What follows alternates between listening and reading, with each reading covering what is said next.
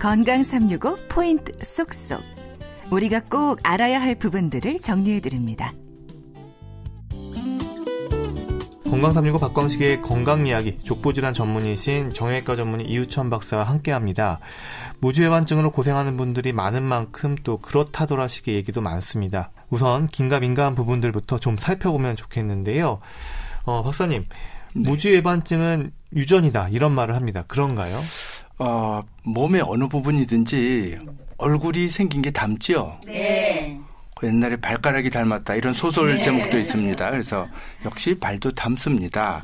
그래서 이제 무주외반증이 심한 분 중에서도 나는 젊을 때부터 하이힐이라고는 신어본 적이 없다. 네. 나는 원래부터 넓은 신발을 신었는데 왜 이런지 모르겠다. 네. 이제 그런 걸 보더라도 유전적인 요인이 상당히 크지 않을까 하고 생각을 하고 있습니다.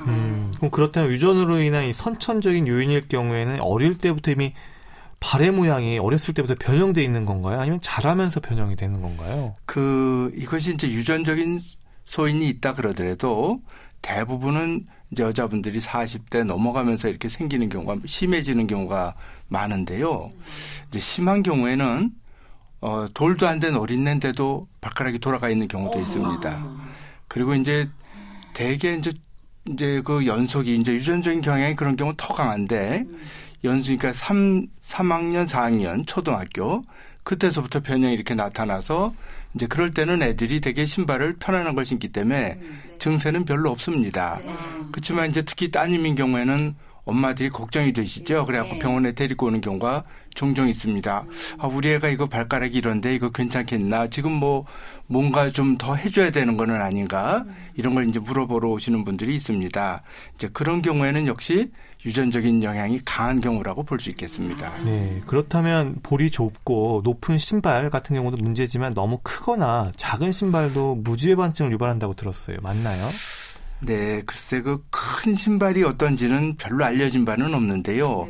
이제 옛날 같으면 이제 언니가 신던 신발을 뒀다가 또 동생이 신고 이런 경우도 있었지만 요즘엔 다 그런 경우가 없이 지 신발 지가 신기 때문에 너무 큰 거를 신는 경우는 잘 없을 것 같아요. 작은 신발은 아무래도 좀 영향이 있겠죠. 발가락을 이렇게 쪼이게 만들어주기 때문에 이제 그렇게 생각하시면 될 것 같습니다. 네, 무주외반증은 여성 질환이다. 이건 어떻습니까? 무주외반증은 이제 여성분들이 주로 환자로서 병원에 오는 거는 여성분들이 대부분입니다. 신발이 아무래도 여러분들 발을 다 대보면 알겠지만 자기 발 이렇게 신발 위에 얹어놓으면 발이 되게 더 크거든요. 네. 그렇게 쪼이는 신발을 많이 신기 때문에 여성분 질환 환자로서 오는 분들은 많습니다. 실상은 남자도 무주외반증은 많이 있습니다. 변형으로 따지면. 신발을 편안한 걸 신다 보니까 심하게 변형이 통증이 있어서 오는 분은 상대적으로 여자분보다 훨씬 적습니다. 네. 그래서 남자분이 아프다고 하면 대개 수술할 정도로 심한 겁니다. 예. 그러면 이 발볼이 넓고 평발인 사람들에게 무주외반증의 위험이 높다. 이건 어떻습니까? 발볼이 넓으면 아무래도 신발에 더 조이기 쉬우니까 변형도 생기기 쉽겠죠. 네.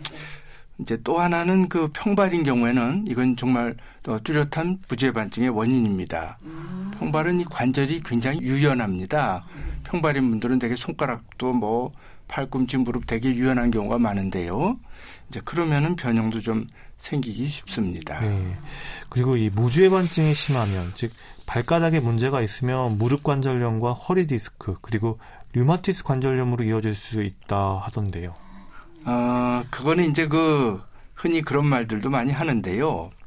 이것이 무주외반증이 직접적으로 무릎 관절염을 일으킨다. 허리 디스크의 원인이다. 이렇게 말하는 근거는 하나도 없습니다. 물론 류마티스 관절염은 전혀 이 원인이 다른 거기 때문에 그건 전혀 상관이 없고요.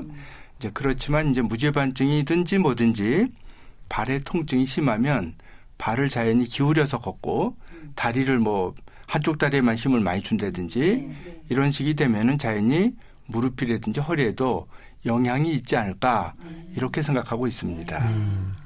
무주외반증의 경우에 통증이 없으면 수술하지 않아도 된다. 그런가요? 그렇겠죠. 뭐든지 환자를 치료하는 이유는 통증을 적게 해서 잘 쓰게 하려고 합니다. 근데 환자분이 잘 쓰고 있는데 그거를 겉으로 봐서 보기 싫다고 수술하자 그럴 일은 아닌 것 같습니다. 그래서 뭐 당연히 맞는 말인 것 같습니다. 그러니까 네. 통증이 되게 중요한 요인이에요. 그렇습니다. 네. 발 모양은 변형이 진행됐는데 그러면 통증이 없는 건 어떤 경우인가요? 발 모양이 변형은 있는데 통증이 없다. 그거는 이제 엄지로 디디지 않아서 엄지가 아프니까 자연히 옆으로 약간씩 이제 엄지만 살짝 들어주면 되거든요. 이제 그런 식으로 그쪽이 자극이 덜 되게 걷는 게 이제 습관이 잘 잡혀가지고 별 통증이 없이 걷는 경우도 있고요. 네. 또 옛날 분들일수록 웬만한 통증은 또 잘 참고 지냈습니다. 그리고 또 이제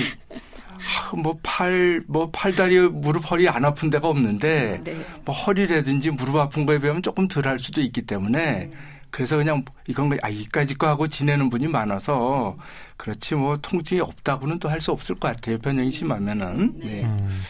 그리고 이런 말도 있던데 무주해반증은 수술 후에도 언제든 다시 재발할 수 있다. 네. 모든 변형은 다 그렇습니다. 이 변형을 아주 100% 아주 지나치지도 않고 모자라지도 않고 적당하게 교정하는 것은 굉장히 어렵습니다. 네. 지나쳐도 문제고 모자라도 문제입니다. 네. 모자르게 교정하면 재발하기 쉽습니다. 지나치게 교정하면 그건 더 나쁩니다. 모자라게 교정하면 고치기가 쉽습니다. 그래서 그렇게 생각해 보면 재발할 가능성은 있겠구나 이렇게 생각하시면 되겠고요. 이제 수술 전에 정도가 심할수록 재발하기 쉽습니다. 네. 그리고 관절이 유연한 분일수록 재발하기 쉽습니다. 가령 평발이 있다든지 그러면 재발하기 또 쉽고요. 또 선천성인 경우에는 그 형태가 이 무죄반증을 자꾸 만들 경향이 있기 때문에 역시 재발하기 쉽습니다. 뭐 이렇게 말하면 전부 다 재발하는 것 같은데 재발할 경우에는 이런 원인이 있다 이런 말씀입니다. 예, 수술도 중요하지만 수술 후 관리와 적응이 더 중요할 수 있겠습니다. 건강365 포인트 쏙쏙이었습니다.